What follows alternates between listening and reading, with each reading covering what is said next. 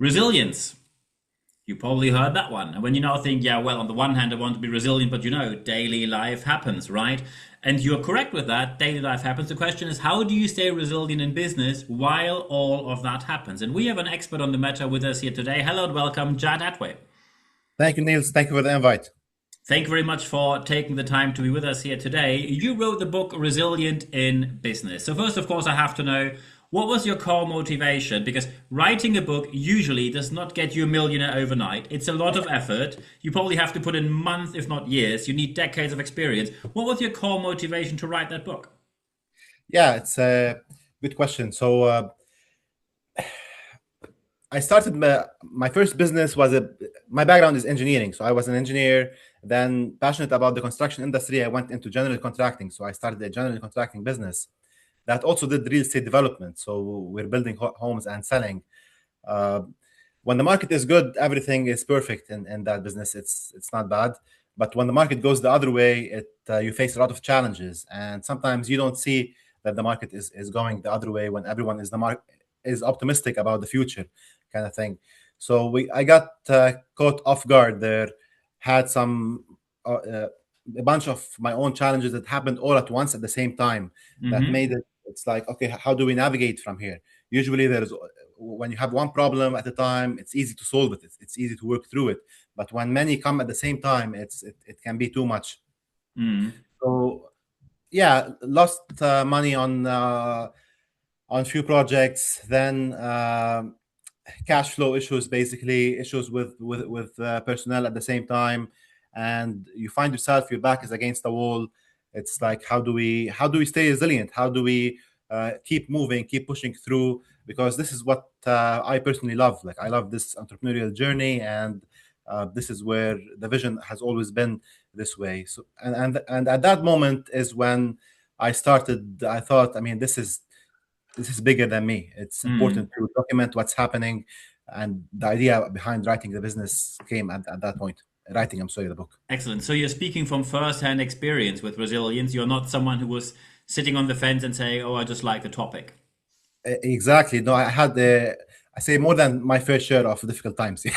Yeah, okay, okay, here we go. So when people now buy the book, what can they expect from the book? Is it some sort of instruction? What can they expect when they get into the book? How will the book help them in their situation? Because many people will say, a book is nice to have, but I'm still working somewhere in employment and daily life still happens. I can't go to my boss and say, "Hey, we have to stop this because look at this book." So Yes. how can this book help people to stay more resilient in business? Absolutely. So the idea behind this book is this book is very important, especially for small and medium-sized business owners, because in those types of settings, the business results are often a mirror of the internal state of the sole director. You have only the owner that's taking decisions, that's directing the ship, and their internal state, their belief systems, the way that they operate, they really lead themselves and their business will eventually dictate the results their business will get. Like, what do they believe about something? How do they manage their time? How do they have the right support network in place? Things of that sort. Those all are, I call them, those are the personal operating system of the owner of the business. Their Mm. personal operating system is the starting point that will dictate the results. So this is the theory behind this book, and it basically describes what are the essential practices that you should carry in your personal operating system in order to elevate it, in order to increase your capacity to handle more pressure, in order to handle more uncertainty. Yeah, I talk about five key practices that are important to have in your personal operating system to increase your capacity to absorb all of this chaos and uncertainty. Excellent. So is the resilient and business operating system, is that something you designed by yourself? Exactly, correct. Yes, and it's based on, I call it the roots framework. Uh, it's telling people that it's important to root yourself in your resilience before going on and asking for help. And that basically starts with, first you have to regulate your nervous system, make sure that the R is for regulate. Uh, you know how to manage stress. You know how to deal with the pressure. You know, because if you don't, you'll end up taking the wrong decisions. You'll end up making the wrong actions. It's important to pause, see, realize that we're under stress, and actually regulate before going crazy. I see it a lot of time. People, they get into fiery conversations with someone else, and then they want to fire back and things, and Hmm. they do things they regret later. It's important to relax a little bit, have perspective. Yeah, so that's the first part, is knowing how to regulate our nervous system.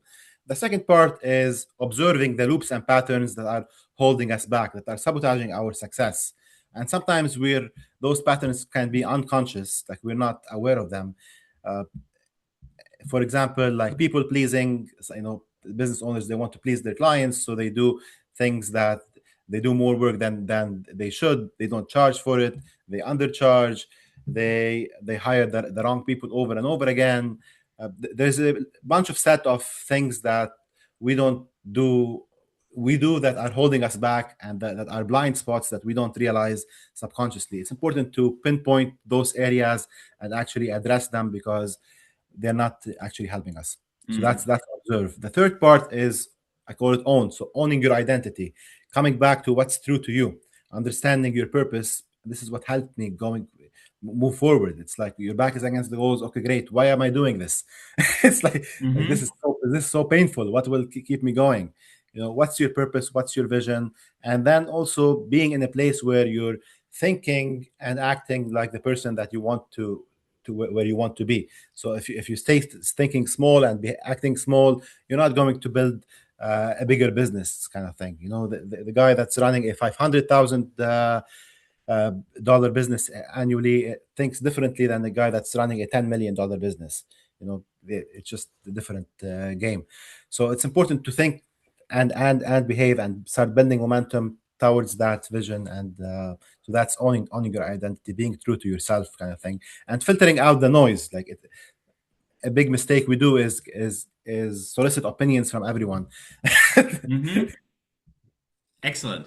So, Yes. would you say that your book also has, because of course, when I prepared for this for our interview, some people said resilient in business is especially important today because some people now look at the world and they say, I am not only worried about revenue and profit system, I am worried about where is the world heading at the moment. So, I give you one simple example. One of my friends who's a manager for an international supply chain company, he is sitting in Doha at the moment. And I think I don't have to explain to you how the situation there is at the moment. So does Yeah. it really help you also in really extreme situations to stay more resilient? Yeah, so this is exactly, it's a full system around resilience. So uh, to answer, I'm going to get to your point, but I just want to go on a quick tangent. A little bit after own, we have how to manage our energy and direct our attention to what matters in our business. Those are all parts of our personal operating system. And then support, building our support ecosystem, which means first of all, we have to support ourselves. Then we have to make sure that we're connected to the right industry partners, peers, associations. We're building our network in such a way where we're well connected. We have the right operational staff in place that's running without our constant supervision, kind of thing. And yeah, we're connected to the right coaches and consultants. And then beyond that, yeah, exactly, it's important to understand the risks that are associated with what we're doing in the different areas of our business, and try to, what are the risks, what are the costs of the risks, how severe are those risks, assessing them and trying to put plans to mitigate them in case something like what's happening right now happens. It's like there's always something. One day it's Hmm. market uncertainty, the other day it's a cash flow issue, the third day it could be a lawsuit. Who knows? Like it's crazy out there. Yeah, absolutely. If someone now says, I think Jad could be really helpful for us either as a trainer or a coach or to speak at our conference, one Yes. question I always have at the very last question of the interview is, how can people get in touch with you? Yeah, absolutely. I mean, we speak and we also help people implement this personal operating system to improve, to get better and get to the next stage. They can reach out on LinkedIn. My name is Jad Atwe. I'm happy to connect with everyone and chat. And they can also find our book on Amazon, or our website is resilientinbusiness.com. Perfect. I think these are the perfect final words for the finish of this interview. We see resilience more important than ever, and being resilient in business, even more important for yourself and for the organization as a whole. So at the end of this interview, there's only one thing left for me to say. Jad, thank you very much for your time. Thank you, Niels. Thanks.